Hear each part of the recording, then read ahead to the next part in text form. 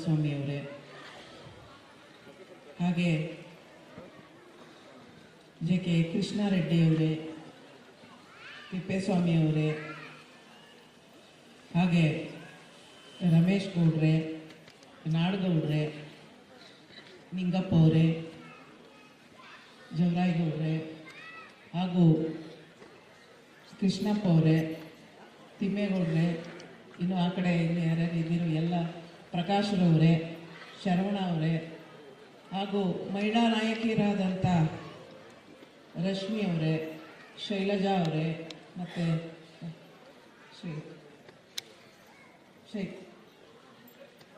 Advocate ಈಗ ತಾನೇ ಪ್ರಧಾನವಾಗಿ ಭಾಷಣವನ್ನು ಮಾಡಿದಂಥ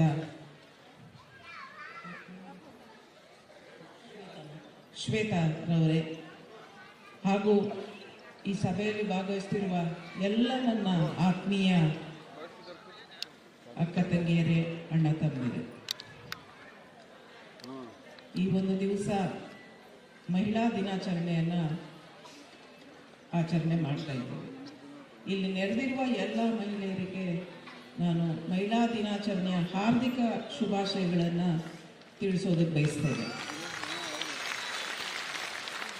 ಈ ಒಂದು ದಿನ ಎಲ್ಲ ಬಹಳ ಉತ್ಸುಕರಾಗಿ ಈ ಒಂದು ಆಚರಣೆಯನ್ನು ಮಾಡೋದಕ್ಕೆ ತಾವು ಎಲ್ಲ ಈ ಪಕ್ಷದ ಕಚೇರಿಗೆ ಅಥವಾ ಪಕ್ಷದಲ್ಲಿ ಎಲ್ಲಿ ಸಭೆಯನ್ನು ಅರೇಂಜ್ ಮಾಡಿರ್ತೀವಿ ಅಲ್ಲಿ ತಾವೆಲ್ಲ ಆಗಮಿಸಿದ್ದೀರಿ. ಬಹಳ ಸಂತೋಷ.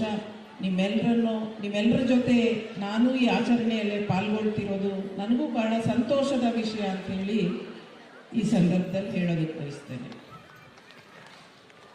ಮಹಿಳಾ ದಿನಾಚರಣೆ ಅನ್ನೋದು ಒಂದು ದಿನದ ಆಚರಣೆ ಆಗಬಾರ್ದು ಅನ್ನೋದು ನನ್ನ ಅಭಿಪ್ರಾಯ. ಮಹಿಳೆ ಅನ್ನೋದು ಕೇವಲ ಒಬ್ಬ ವ್ಯಕ್ತಿ ಅಲ್ಲ, ಅವಳು ಶಕ್ತಿಯ ಸಂಕೇತ ಅಂತೇಳಿ ನಾನು ನಂಬಿದ್ದೇನೆ. ಮನೆಯ ಜವಾಬ್ದಾರಿಯಿಂದ ಹಿಡಿದು ದೇಶದ ಆಡಳಿತದವರೆಗೂ ಸಕ್ರಿಯವಾಗಿ ಒಂದು ಪಾತ್ರವನ್ನು ನಿರ್ವಹಿಸುವ ಶಕ್ತಿಯನ್ನು ಮಹಿಳೆ ಬೆಳೆಸ್ಕೋಬೇಕಾಗಿದೆ. ಹಲವಾರು ಮಹಿಳೆಯರು ಹಲವಾರು ಕ್ಷೇತ್ರಗಳಲ್ಲಿ, ಶಿಕ್ಷಣ ಕ್ಷೇತ್ರದಲ್ಲಿರ್ಬೋದು, ಕ್ರೀಡಾ ಕ್ಷೇತ್ರದಲ್ಲಿರ್ಬೋದು, ವಿಜ್ಞಾನದಲ್ಲಿರ್ಬೋದು, ರಾಜಕೀಯವಾಗಿರ್ಬೋದು, ಎಲ್ಲ ಕ್ಷೇತ್ರಗಳಲ್ಲೂ ಮಹಿಳೆ ಇವತ್ತು ಚಾಪುಗಾಲು ಹಾಕ್ತಿದ್ದಾಳೆ, ಚಾಪನ್ನು ಮೂಡಿಸ್ತಿದ್ದಾಳೆ ಅಂದರೆ ತಪ್ಪಾಗಲಾರದು. ಕ್ರೀಡೆಯಲ್ಲಿ ನಾನು ಇತ್ತೀಚೆಗೆ ಗಮನಿಸಿದಂತೆ ಮಹಿಳಾ ಕ್ರಿಕೆಟ್ ಟೀಮ್ ಬಹಳ ಸಕ್ರಿಯವಾಗಿ ಪುರುಷರಿಗೆ ಸಮಾನವಾಗಿ ಅವರು ಒಂದು ಸಾಮರ್ಥ್ಯವನ್ನು ಪ್ರದರ್ಶನ ಮಾಡ್ತಾ ಇದ್ದಾರೆ. ಅದನ್ನು ನೋಡಿದಾಗ ಬಹಳ ಸಂತೋಷ ಆಗುತ್ತೆ. ಕುಮಾರಸ್ವಾಮಿ ಅವರು ನಾನು ಟಿ ವಿಯಲ್ಲಿ ಬರುವಂಥ ಇದನ್ನು ಮ್ಯಾಚನ್ನು ತಪ್ಪದೆ ನೋಡ್ತವೆ ಮಹಿಳೆಯರು ಒಂದು ಮ್ಯಾಚ್ ನಡಿಬೇಕಾದ್ರೆ. ಹಾಗೆ ಇನ್ನೊಂದು ವಿಷಯ ಅಂದರೆ ಇತ್ತೀಚೆಗೆ ಸಮಾಜದಲ್ಲಿ ನಡೆಯುತ್ತಿರುವ ಬದಲಾವಣೆಗಳನ್ನು ನಾವು ಗಮನಿಸ್ತಾ ಇದ್ದಾಗ ಪೆಟ್ರೋಲ್ ಬಂಕ್ಗಳಲ್ಲಿ ಇತ್ತೀಚೆಗೆ, ನನ್ನದು ಪೆಟ್ರೋಲ್ ಬಂಕ್ ಇದೆ ಇಲ್ಲಿ ಪದ್ಮನಾಭನಗರದಲ್ಲಿ, ಕಂಪನಿಗಳು ಒಂದು ಒಳ್ಳೆ ತೀರ್ಮಾನವನ್ನು ತೆಗೆದುಕೊಂಡಿದ್ದಾರೆ. ಅದೇನೆಂದರೆ ಅಲ್ಲಿ ಪೆಟ್ರೋಲ್ ಹಾಕುವಂಥ ಮುಂಚೆ ಅದು ಪುರುಷರಿಗೆ ಮಾತ್ರ ಅವಕಾಶವಿತ್ತು, ಆದರೆ ಈಗ ಮಹಿಳೆಯರಿಗೆ ಅವಕಾಶವನ್ನು ಕೊಟ್ಟಿದ್ದಾರೆ. ಅದಕ್ಕೆ ಕಾರಣ ಏನಂದರೆ ಮಹಿಳೆಯರು ಇನ್ನೂ ಹೆಚ್ಚು ಸಿನ್ಸಿಯರಾಗಿ ಕೆಲಸ ಮಾಡ್ತಾರೆ. ಆದರೆ ಹಾಗೆ ಹಣಕಾಸಿನ ವಹಿವಾಟಲ್ಲೂ ಯಾವುದೇ ಒಂದು ಮೋಸ ಇಲ್ಲದೆ ಕೆಲಸ ನಿರ್ವಹಿಸ್ತಾರೆ ಅನ್ನೋ ಒಂದು ಕಾರಣದಿಂದ ಮಹಿಳೆಯರಿಗೆ ಅವಕಾಶಗಳನ್ನು ಕೊಡಲಾಗಿದೆ.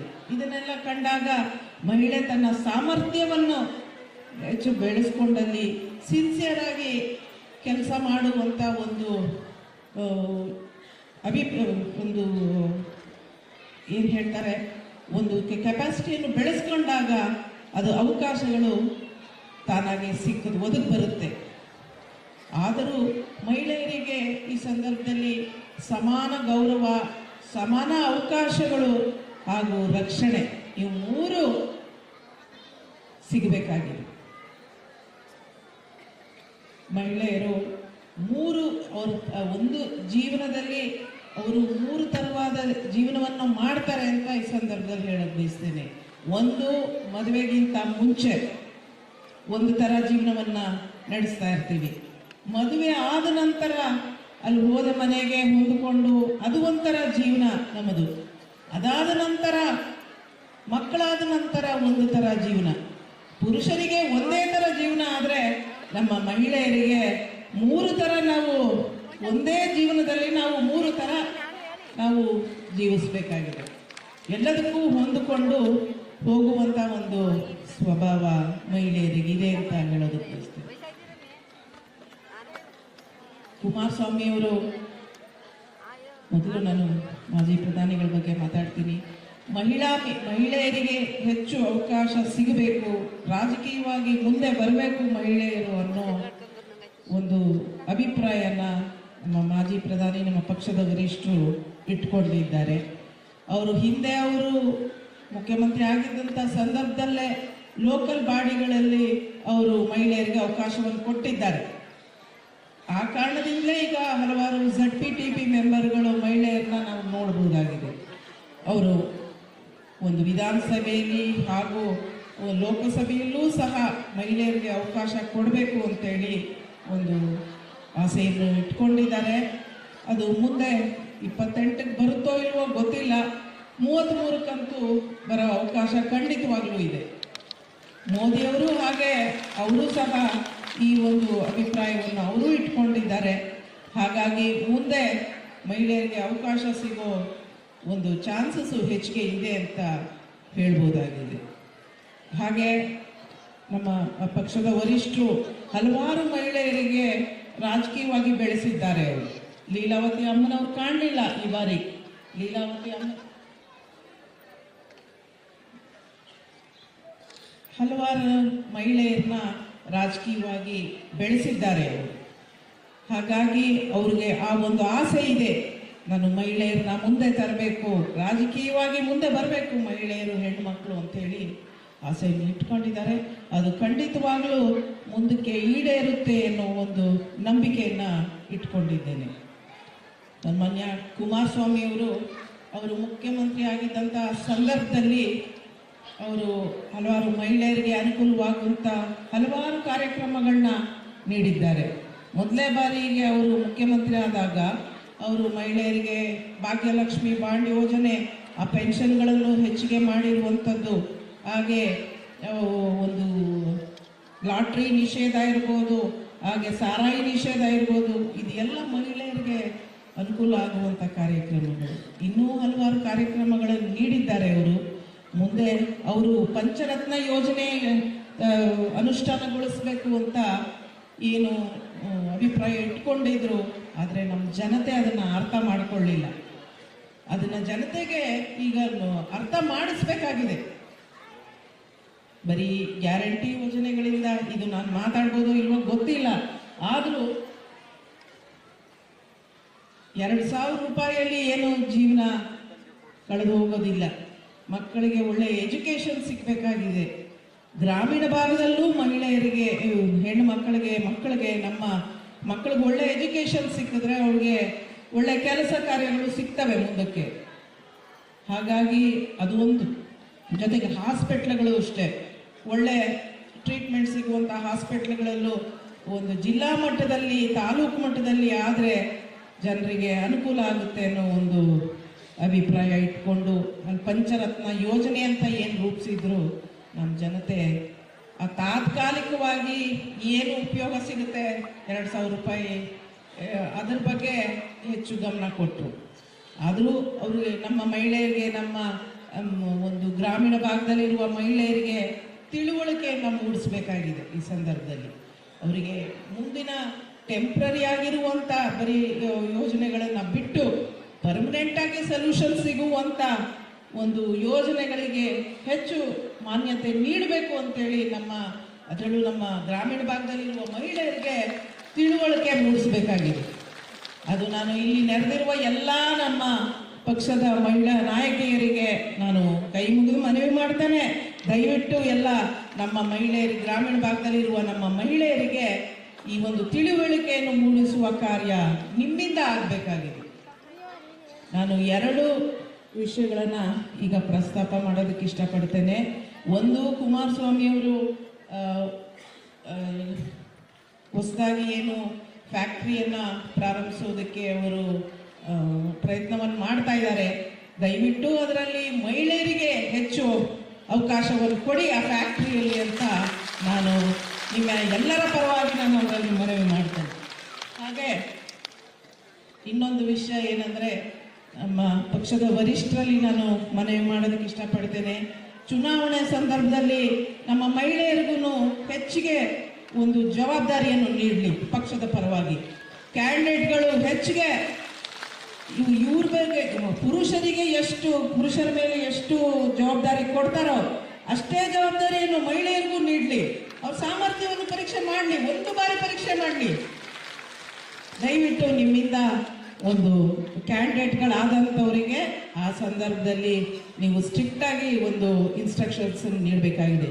ಇದು 2 ಮನವಿಯನ್ನು ನಾನು ಮಾಡೋದಕ್ಕೆ ಇಷ್ಟಪಡ್ತೇನೆ.